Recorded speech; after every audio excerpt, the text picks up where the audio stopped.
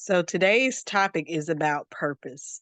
And so I'm just going to speak to you from my experience and from what I interpret from the scriptures and things like that. So you all are welcome to share your thoughts and inputs as we go along.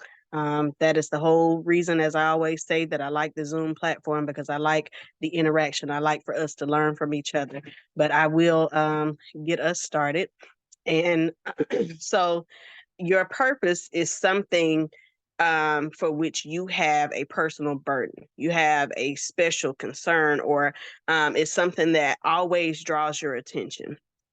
And your job that you are in now may not fulfill your purpose, but it can inform your purpose. For example, when Jesus approached the fishermen who eventually became disciples, he appealed to them by saying that they would become fishers of men. And so, as y'all know, I always say that God is very intentional. And so when he used the term fishers of men, he used what they knew in order to instruct them on where they were going. And it wasn't in catching fish, it was in catching men and bringing them into the body of Christ. And so they had an understanding of how to lure fish, how to, bait their or to cast their nets and all this stuff. And so he would use these analogies and their own experience, their life experience, their work experience to speak to the purpose that they had, the greater purpose that they. And so also your purpose leaves a void if you're not operating in it. If you've ever felt like there was something missing, but you've got everything, all the other boxes checked off, most likely that's because you're not operating in purpose. Um, and so that void there can only be filled by you operating in the gift that God has given you. And then your purpose is something um, that you do and who you are supernaturally. And so when I say that, I mean, you're not just good at it. You are effective and effectual at it. It's something that people are impacted by greatly. Um, it's not just a hobby. It's not just something that you have skill set for. It's something that you are supernaturally gifted at doing. And that means doing it in excellence. Also, your purpose is more about others than it is about you. Um, your purpose is your reasonable service. Your purpose points people toward God. Your purpose is also about the outcome more so than it is about the income. It's people over profit. Now, I'm not saying that you can't make income or receive compensation for your services or anything like that. I'm not saying that you can't. What I'm saying is that's not your primary focus. It's not just business as usual. It's actually a passion that you have for what you're doing. Um, and your purpose is sacrificial. You have to understand that you're going to have to give up something in order to operate in your purpose. And it doesn't always feel good, but in the end, it is good. And purpose manifests only when you choose to obey. So, whatever God is telling you to do, you have to actually walk it out in order for your purpose to be fulfilled. You're assigned to specific people, but you're not the only one with that assignment. And so when I say that, I'm thinking like, when you have police jurisdiction, the police from Birmingham can only go so far. They can't go to Jasper and tell the Jasper Police Department how to operate over there. Now, they are both police departments. They're both operating in the same type of field, but they don't overstep um, their jurisdiction, their boundaries. They don't overstep the area where somebody else has been commissioned to work. And so in your purpose, you may be doing what somebody else is doing. It may look exactly the same way, but you are assigned to certain people and certain organizations or certain things. Whatever it is your purpose is, you're assigned to a certain group, and you have to make sure that you don't become overbearing and unyielding, or even prideful and arrogant about your position as, someone operating in that field. And you kind of have to think about it like, well, I think about it like tires on a car. So besides the police jurisdiction, you can think about it in the way of you have four tires on your car. They are doing the exact same thing, but in different positions. They are essential to the movement of the car and to the progression of the journey. They're essential. They're doing the same thing in different positions. Um, and not one replaces the other. Each one of those four tires is necessary, like I said, for movement. And so, like I said, they're doing the same thing. They have the same goal. They have the same purpose, but they're operating in those different positions. Um, your purpose should not die with you. If you think about in the Bible, you had Paul and Timothy and these type of relationships, Elijah and Eli and situations where people were operating in purpose, but they were also mentoring somebody else. You should be mentoring somebody else whose purpose relates to yours, because again, your purpose shouldn't die with you. Your purpose is bigger than you, and so therefore the need is going to continue even once you are no longer here. So be in a position where you are apprenticing other people to operate in purpose. Like I said, because you're not the only one that operates in that gifting. You have other people who may not be as far as you are. They may not have the information and the education. They may not have the experience, and it's your job to help them walk it out.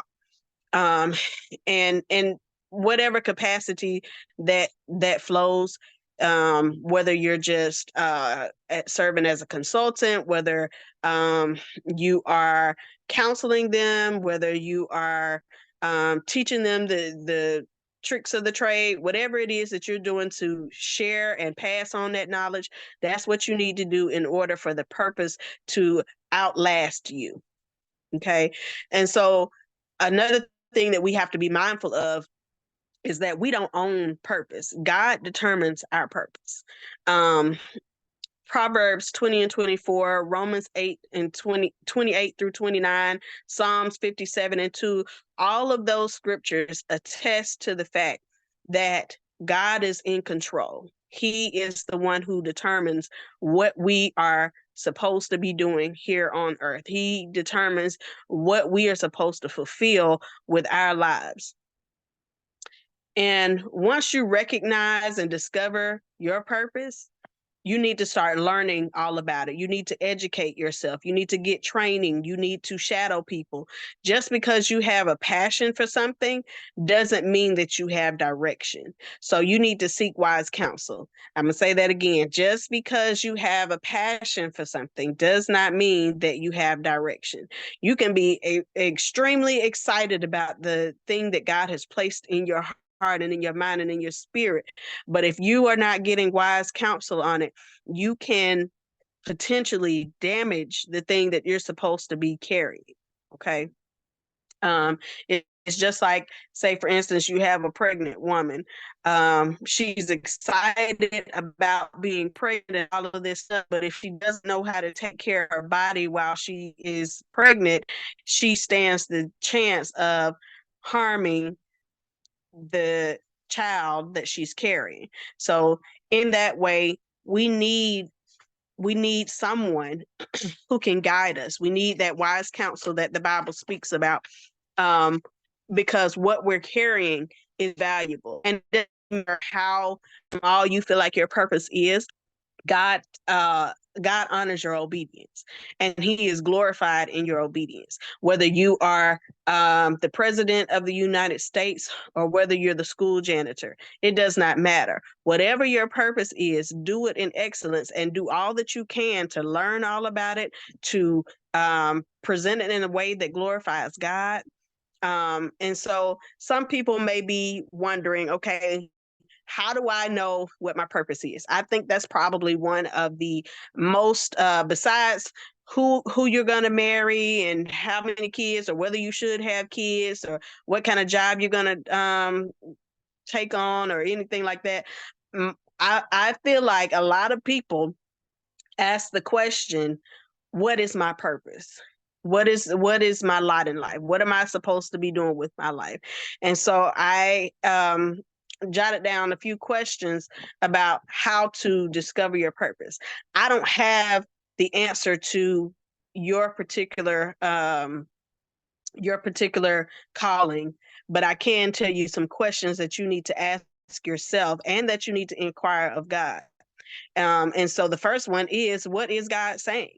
You need to have a relationship with God so you can hear him clearly and hear what he's saying, because sometimes we are jumping on the bandwagon with stuff that other people are doing, what's popular, or we are good at something, but it's not our actual purpose. It's just a talent, or um, or we think we're good at something and we're really not, and people are just being nice and saying things that make us feel like this is what we're supposed to be doing.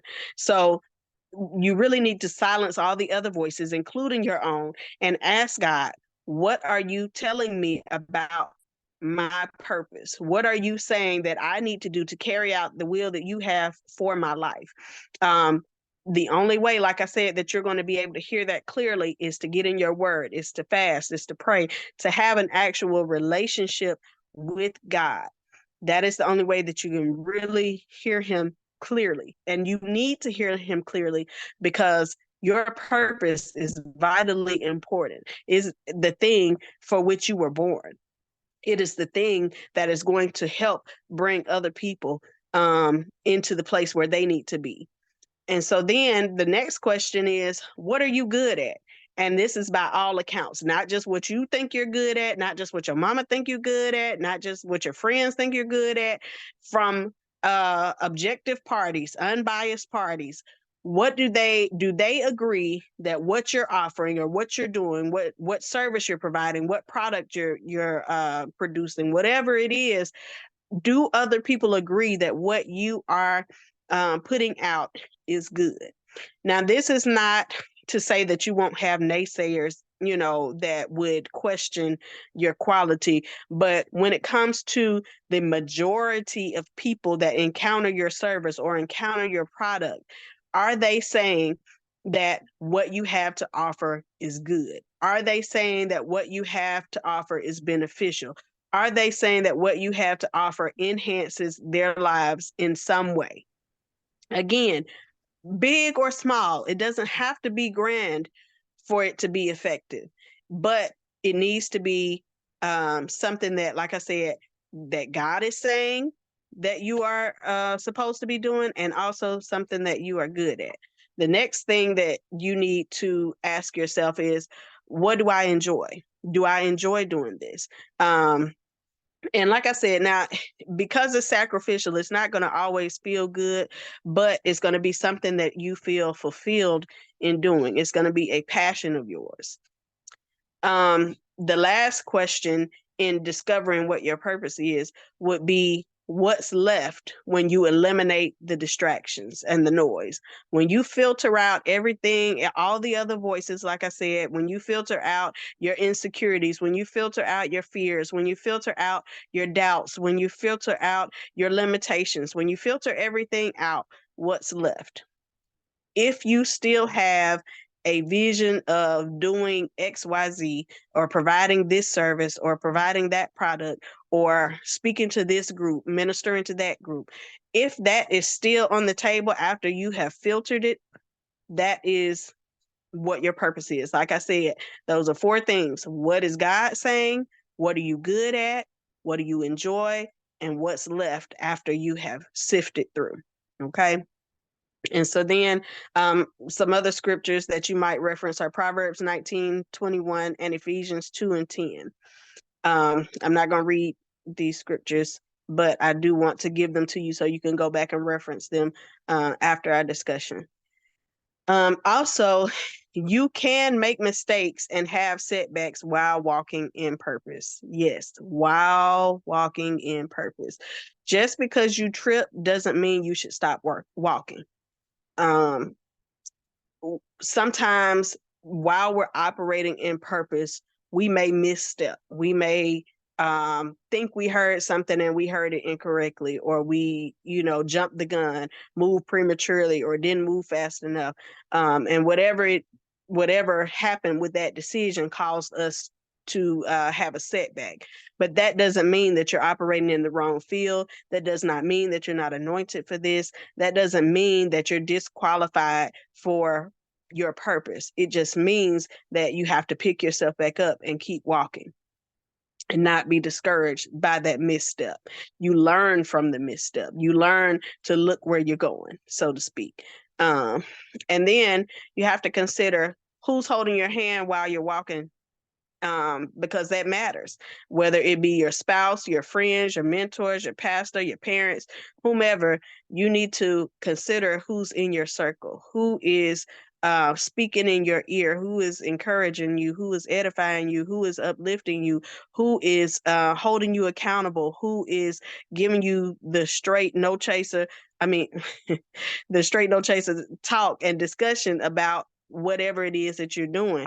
These people are going to affect the way that you feel and think in what they say to you. So it matters who you have in your corner, who you're listening to, what you are taking into your spirit. And that's not just people that you know personally. It may be people whose podcast you're listening to, or sermons that you're watching, or YouTube videos that you're watching. Whatever you take in is going to affect the way you think. And so, like I said, it matters. What else matters is your witness. Your witness is effectively your reputation. You can either draw or drive people. And so when you're walking in purpose, as I said, you need to be doing it in it, but you also need to be considering how it affects other people, how your attitude affects other people, how you're presenting your material or your product or whatever you're presenting. Is it something that is going to draw people, or is it something that's going to drive people? Another thing, and I kind of touched on it before where I was talking about the missteps, you may not have even started operating in your purpose, or you may feel unqualified to really put it out there because maybe of your past, maybe something you did that makes you feel like you're unqualified. But your past is a tool of your purpose, whether it's good or bad, whether you had good experiences or a bad experience, it can help you walk it out.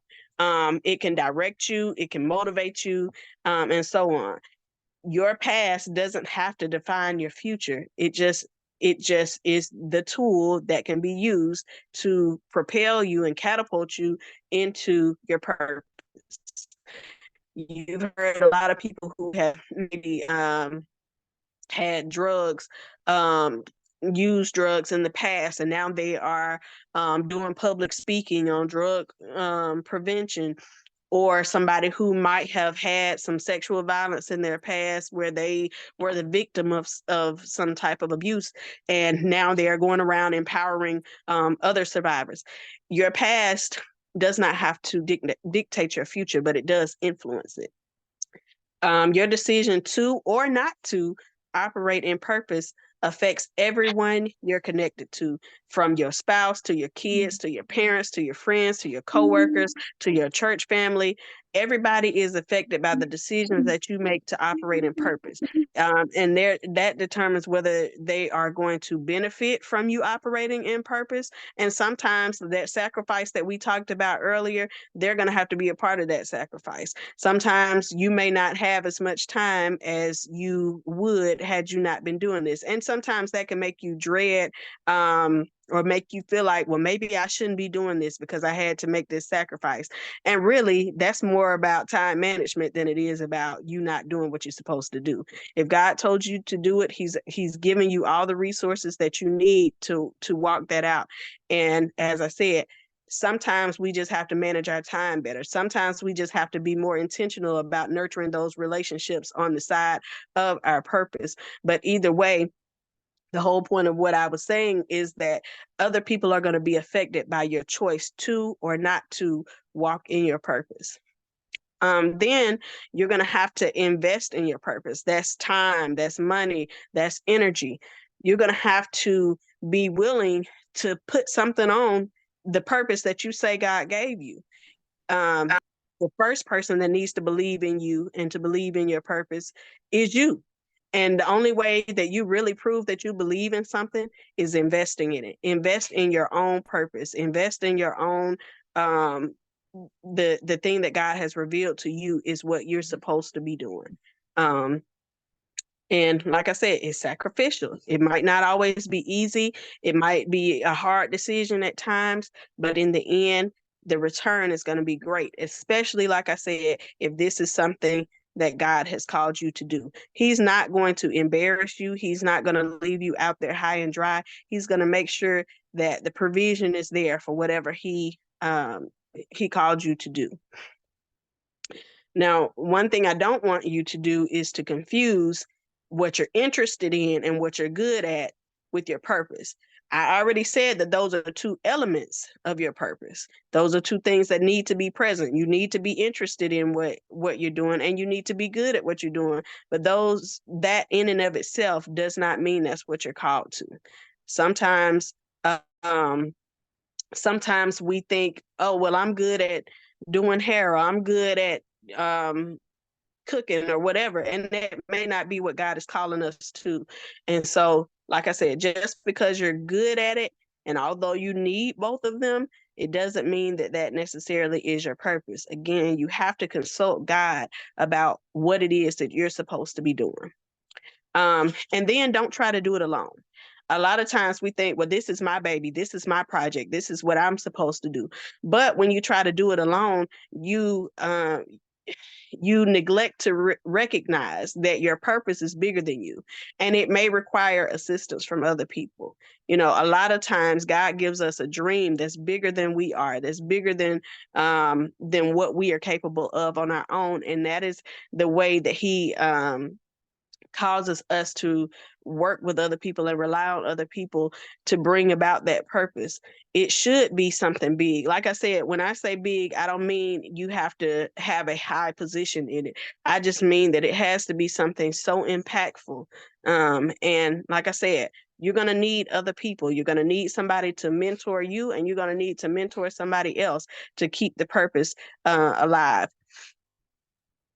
And then now, let me, before I go on to the next point, um, make sure that you're prayerful about who you invite in to. And I already said, be careful who you have walking with you, but make sure that you're prayerful about the people that you put in certain positions as it relates to your purpose. Because, say for instance, you need a treasurer or a secretary or somebody like that. You need somebody who is actually good with money if they're going to be the treasurer. You need somebody who takes good notes if they're going to be the secretary. You need somebody who gets your vision and who is also passionate about it, and who is passionate about your success and the witness that it provides to the community. And so be intentional about who you pick to help you in your purpose, carrying it out. Also, keep in mind that prosperity is not an automatic byproduct of operating in purpose. You will not necessarily become rich in your first year of operating. Like I said, you may or may not be earning money from your purpose, but don't assume that God does not have His hand on it just because it's not flourishing in the way that you think it should within a short time frame. Sometimes it takes time for your vision to build up to the place where you saw it. And then purpose doesn't always look spiritual. Um, Sometimes it's things that we do in the secular realm that is purposeful. For example, my husband has a lawn care service, and while he's cutting lawns, he's praying for the people, he's interceding for the people. And you might think, okay, it's just lawn care. I don't, I'm not considering that as something necessarily spiritual. Just because it in and of itself is not a spiritual act doesn't mean that it's not purposeful. It doesn't mean that he can't then go and intercede for people. It doesn't mean that he can't speak life to people. He may approach somebody's door and they're supposed to pay him, and then he sees that they're having a tough time, and he has a conversation with them, and it keeps them from blowing their brains out. You just never know how God is going to use the thing that he's given you to bless the world. And then when you hesitate, usually it's because of fear, not because you don't know what you were told. A lot of times we have an idea of what we're supposed to be doing, but we are afraid to step out there because we're afraid of what will and what won't happen. We're afraid of how people will perceive us. We're afraid of having to spend money. We're afraid of all kinds of things um, that would prevent us from walking in purpose.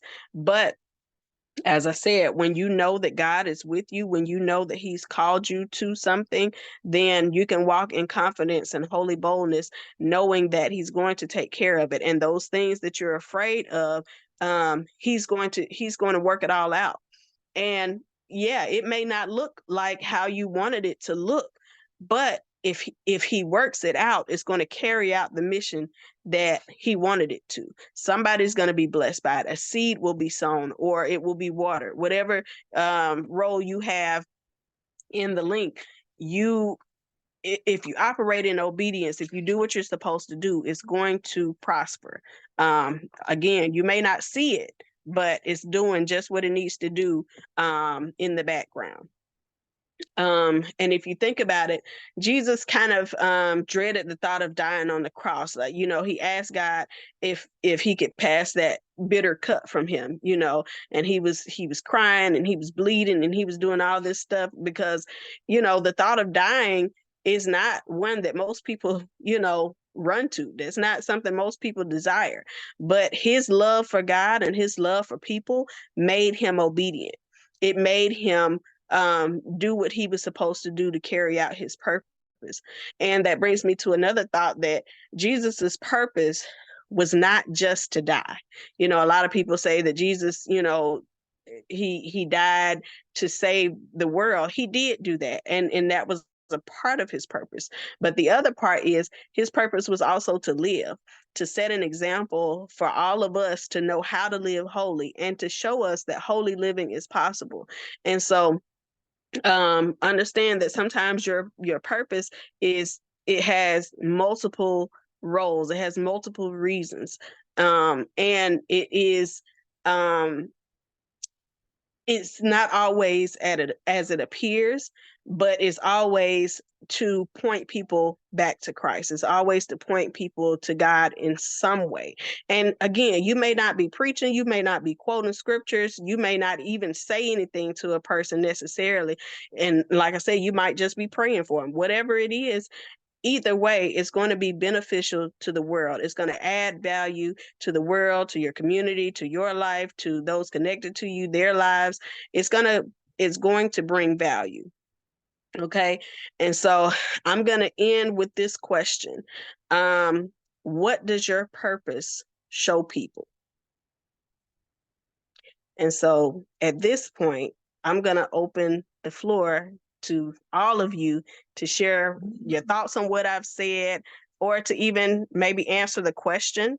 And it's really a rhetorical question. You don't have to answer that, but just share what you feel about what was said. The floor is open. Hey, Trevay, and everyone, good evening. Good evening. Good evening. Can y'all hear me okay? It's breaking up a little bit, but we can hear you. Okay. Sorry about that. Well, first of all, I want to say, everything you did, I'm just, totally in agreement with it. Great message, great word. I think the I think the purpose, you know, it, you know, uh, it's probably one of the biggest struggles I personally have. I've talked to other people, and they kind of experienced it. And one thing I realized about your purpose is that um it's even when you end your purpose, it still can evolve.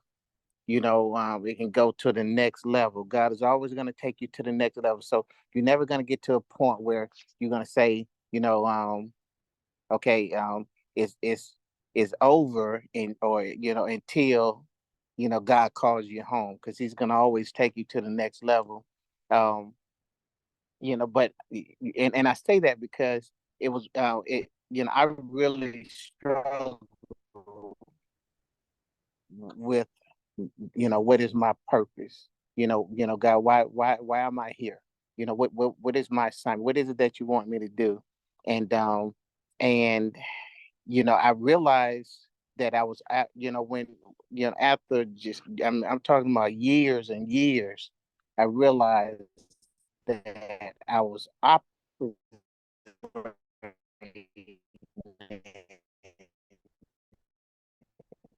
I just didn't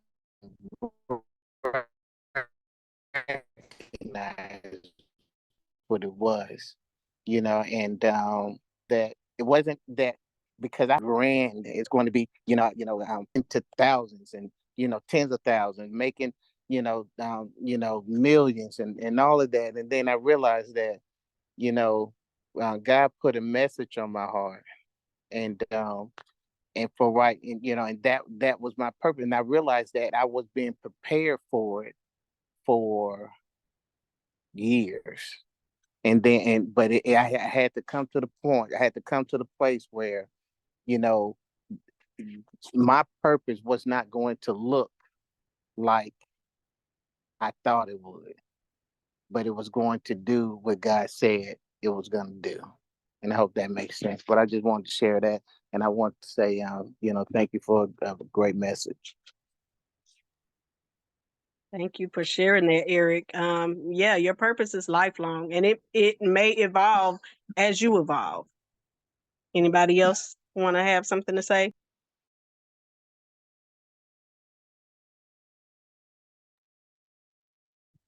Hey everybody, thank you again, Treve. This was amazing, as usual. But and again, everything that you said was like absolutely spot on.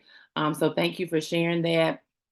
One thing what you were sharing is, and this is something recently that I'm still putting the pieces together, and I know it may sound simple, but when I actually plays out, I'm really in awe of how God literally started preparing us years before. Like recently, that things are coming to the surface of like, oh wow, God, this. I'm going back to like talking with my mom, and she's reminding me like certain things started when I was like 9 years old. But how the preparation literally takes a lot of the time years and years before it finally manifest itself. And so like your question said, as far as what is your purpose, so mine, just to like summarize it, my purpose is basically to give people a voice. So one of the things, I'm a therapist, and I know that's my purpose. And then God has connected me with the deaf community. And so it goes both ways, right? Giving clients a voice and giving them a voice as well. And so just within the past 2 weeks of finding old binders and finding notebooks when I was going to sign language classes and all that, to really see how long this passion has been placed there, where it's like all these classes throughout all these years, and God would just not let it go, where now he's like, okay, now you're ready. You just, a lot of the times, or I didn't really sit down and think how literally things are being placed together and put together years prior. And then when it finally manifests itself, everything makes sense. And so that's just something that, like, recently I'm walking into where my mind is blown. Like, God, I didn't, you start connecting things years ago and saying, oh, it was for this purpose. Oh, that's for this purpose. And I know we say it and it's something that we know and we've heard it, but it just lands totally different when it actually is happening, where those connections are happening in real time. And so purpose it's just hard to really, put your hands on like how it works, but God is always working it. Yeah. That's awesome, Isabella. And really what that reminds me of, we always share the analogy of making a cake. We don't always understand the ingredients. We don't always understand the flour and the eggs and how it's going to come out to be a sweet treat. But God knows what's necessary. He knows exactly what we need in order to create the thing that he's trying to create in us. And so that's awesome. Thank you for sharing that.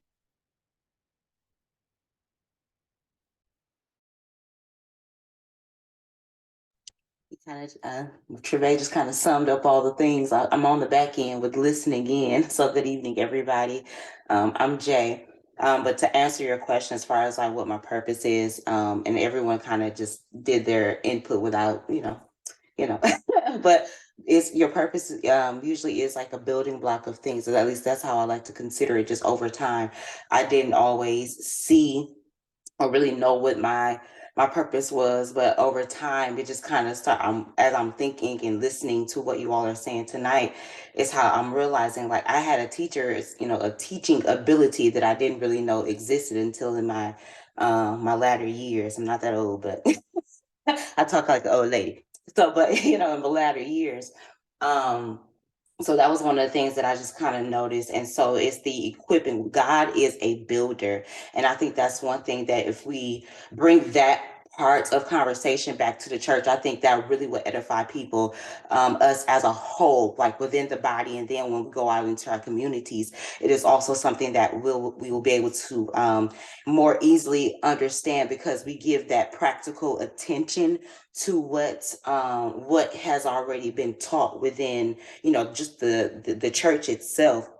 And then just looking at your skill sets over time, we all have so many things that we do on a regular that we do not take into account. So I use like my ability to teach, right?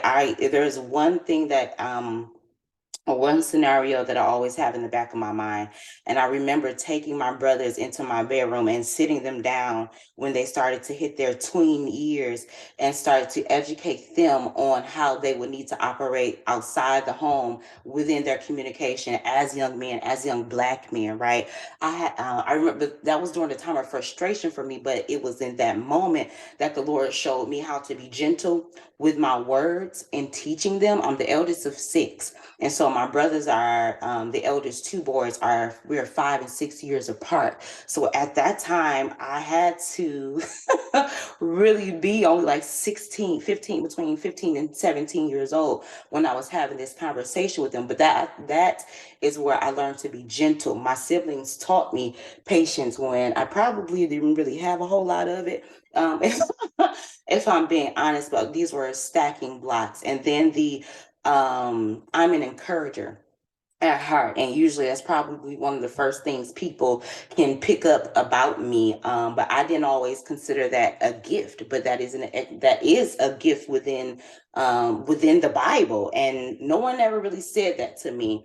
It really was just something I found out really in the last 5 years. So I used to get kind of frustrated about having a teacher's voice or being that gentle, especially when I started to have to speak a whole lot more. And I never wanted to be a preacher of any sort, a minister of any sort, but that is how I usually convey my messages. But it's in that gentle tone, it's through the encouragement and just showing really the love of Christ, not only in the church, but within my everyday. And that usually comes out within presentations of conversations for me. Yes, absolutely. Thank you so much, Jay, for sharing that. We are, like you said, a we are built by God. Everything that He placed within us can be used to facilitate our purpose. And so, yes, you being an encourager, you being a teacher, all of that works together to fulfill the thing that He's called you to do. I'm really Trevay, can I- enjoying this. I'm sorry, Tiffany. Go ahead, Isabella. I was just gonna add on to what Jay was saying, but you go. I'm not gonna forget. Okay. I'm really enjoying this discussion tonight. I think when I thought about purpose, and it's funny how purposeful God is because we're celebrating the 1 year anniversary of the tribe this month, and we didn't necessarily have a theme for this month. But when it was coming close for Trevay's piece to come, I was like, and I mean, purpose just really came to me. And I'm glad that we're talking about this because I know this is something that we all, deal with. I mean, I'm sure every human being on the face of the earth deals with this, and that's because God wants us to always seek Him. And I believe that us always wanting to know why we're here on earth, that is going to bring us closer to God and what is it that God wants us to do. And I think about The Purpose Driven Life, the book by Rick Warren. And if you all have not read that, I would urge you to read it. It's just a phenomenal book because it really breaks down, how do you discover your purpose? Those things that you're passionate about, those things that hurt your heart, those things that frustrate you. They're very key elements to discovering what your purpose is. And then also it reminds me of the story of the talents, and where the master king gave 10 talents to someone, 5 talents to someone, and 1 talent, and how it showed how they were rewarded based upon what they did. But then the one that or multiplied those talents, but then the one who didn't, how he was despised because he was given a talent, but he chose not to use it. He chose to hide it. So I think our purpose is also something that is our responsibility to find out what it is. Because a number of us have a lot of gifts that we might not know what to do with it, but it's also a matter of us just taking a step and doing exactly what it is that we feel in our heart to do, especially if it's something that we can't let go of. So I'll end there. I know I talked a lot. Absolutely. And that spoke to that void that I was talking about. When you feel like there's something missing because you're not operating in it, we need to operate in it in order to feel that fulfillment. I believe Isabella was going to say something after you. I was gonna try to cheat and just put it in the chat, but Jay, like you were saying, and just more appreciation, Trevay, for you doing this as far as it being more of a conversation in the church, because like you said, Jay, and then Tiffany, you said it too. A lot of times people don't know just how to lean into it, and it can be qualities of traits of those things as young as their childhood, but never being, like covered in it or mentored in it, discipled in it to know this is all for a reason. And so it's like how many people forfeit, what their purpose is or go a totally different way because they didn't know how to take those signs or those unctions that has been present to know how to, lean into it. And so, like you were saying, Jay, it being more of a conversation in the church. Trevay, thank you for this, but definitely this being something to shout from the mountaintop because a lot of people just don't know how to identify those signs that's always been there. And some people have truly forfeited what their purpose is or totally off course because they didn't know that the way that they are, the thing that came natural to them, or the thing that God just wouldn't let them let it go, even though it may have taken years, were all traits of what He was preparing them for. And that really reminds me of sometimes there are situations where you were a young child and you had certain traits. Maybe you were a talker, or maybe you were very energetic, and it kind of annoyed people. But that's because you had not been trained on how to use it. And a lot of things God has placed within us, but if we haven't received proper training, if it hasn't been given the right energy, then sometimes we'll shut up, or sometimes we'll close down or shut down, because we feel like, well, um so and so does not appreciate it. They may not appreciate it. They may not understand it. They may feel like it's annoying. But when you operate in purpose, and when you recognize those gifts and those talents, and when they're tailored, and when they're used in the way that they need to be used, then God can get the glory in it. It's just like, and I use this example a lot, but like a drug dealer. A drug dealer is an amazing salesperson. If you can sell a lethal substance to people who have a whole lot to lose, then you can sell ice to an Eskimo. You can sell a whole lot of things, and you're a great business person. You have great vision. You have great influence. You are good at marketing. You're good at doing a whole lot of things, but it is pointed in the wrong direction. Is utilized for the wrong purpose. So sometimes it's just a matter of recognizing that the good qualities that you have need to be pointed in a different direction.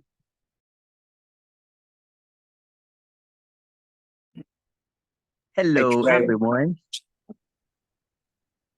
And I just wanted to add that just like Trevay was saying earlier, with that thing that aggravates you the most is a lot of times that's your purpose, because you can see the details in it. You can see all the things that's wrong with it. And a lot of times we end up being aggravated all the time instead of doing something about it. We'll sit and we'll see this, we'll see that, and we'll just continue like, man, why are they not doing this? Why are they not doing that? And like we were saying, a lot of times people are waiting on you to do it because that's your purpose, and they're messing it up because you haven't started yet. A while back, God told me about this business I was supposed to open up. And he said that there's a lot of people going without because you haven't went into business yet. It's a lot of people settling for less because you're not doing what you're supposed to do. So I think that's what we have to kind of focus on.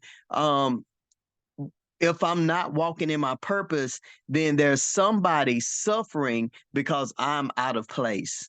And so I think that should drive us more so to try to find exactly what it is that we're supposed to do, not just being busy because, we got like we have a whole bunch of gifts. I mean, we know how to do a lot of things, but what is it? What's that purpose? What's that thing that you're really supposed to be? Yeah, I know you're busy, but are you the right busy? Yeah, I know it's taking all of your time, but does it supposed to? Because Trevay told me something a while back. She said, babe, you can do stuff, but you think that everybody can do it, but everybody can't do the things that you're doing. It comes so easy for you that you think it's just second nature for everybody, but it's totally not. And I think a lot of times when we're operating in purpose, it really comes really easy. So sometimes we take it for granted and overlook that thing that we're really supposed to be doing. Mhm. And that speaks to what I was saying earlier about it being a supernatural gifting. It's something that not everybody can do, but it's also something that the world needs, and so we have to make sure that we are fulfilling what we're supposed to be doing. Eric, I think you were trying to say something as well. Yeah, I was gonna when you was talking about that drug dealer and just kind of changing teams, I thought about Saul being converted to Paul. God did not want Paul to change his fire, or to lose his fire. He didn't want him to lose his zealousness. what God said, I want you to keep that same energy, but I want you to do it for me now. You know what I'm saying? And so when you were saying that, I thought about that. And you're exactly right. It's we have that, and it can be used in the wrong for the wrong reason, but it is something, and then I'm also thinking about, over in the book of Deuteronomy, the word says that God have gave us the ability to attain wealth. Everybody has that ability. Everybody has it, but it's all about, you coming to a place where you recognizing that that you do have a gift and there is a purpose in you, and you walking in that, and of course you can have a list of reasons why you're not walking in it, but that still does not neglect the fact that God gave all of us a certain ability, and and really and truly that's hope in itself. I mean, and one other point I want to point out, cause, and I know you touched on it with the kids. I think all of us who have kids. I know my kids are my babies are almost 30 years old now. So, but I do remember as a father how I recognize certain things as when they were really young, and I think what we as parents have to do is recognize them at an early age, because as an adult we can see how, I'm I'm 40, I'm 50, I'm 60 years old, and I'm just now realizing what my purpose is. But as a parent, if we learn to recognize those gifts in our kids, that may be able to speed up the process in our children, if that makes sense. It does, and absolutely, that is part of your mission. That's part of your stewardship as a parent, is to cultivate that purpose. It is to help your child to realize what it is that God is calling them to do. And it's not necessarily going to be what you want them to do. You may have dreams of them being a doctor or a lawyer, or, um, any profession, but if God didn't call them to it, then you really just have to nurture what he did put in them. You may have wanted them to be an architect or something, and they're not good at math or visualizing. It You have to operate in their strengths, or you have to nurture their strengths in order to help them to fulfill that purpose. And sometimes you have to help them see the strengths that they have within that they don't even see. And like Jay mentioned earlier, sometimes we're good at things that we don't even realize that other people are not. And so we have to make sure that we recognize that we acknowledge that we nurture that we help them to come into their own as it relates to their purpose. And that even goes beyond just the children. Sometimes it's your spouse that needs that encouragement. Sometimes it's your spouse that you need to encourage and to tell that, hey, I see that you do this and you're really good at it. Sometimes you need to be the one to build them up. It could be your friend. It could be your parent. I mean, sometimes our parents are, like you said, 40, 50, 60 years old, and they haven't begun to walk in their purpose, and they might feel like, oh, well, it's too late. But, sometimes God allows you to operate in things later in life. And as I was saying before, with purpose being lifelong, it may be that your purpose is evolving into something that looks a little different. We have to be able to recognize that in people and nurture that. And we have to be able to recognize it within ourselves and nurture that. Would anybody else like to have something to say? I know we have a couple more people on the line that haven't had the chance to say anything.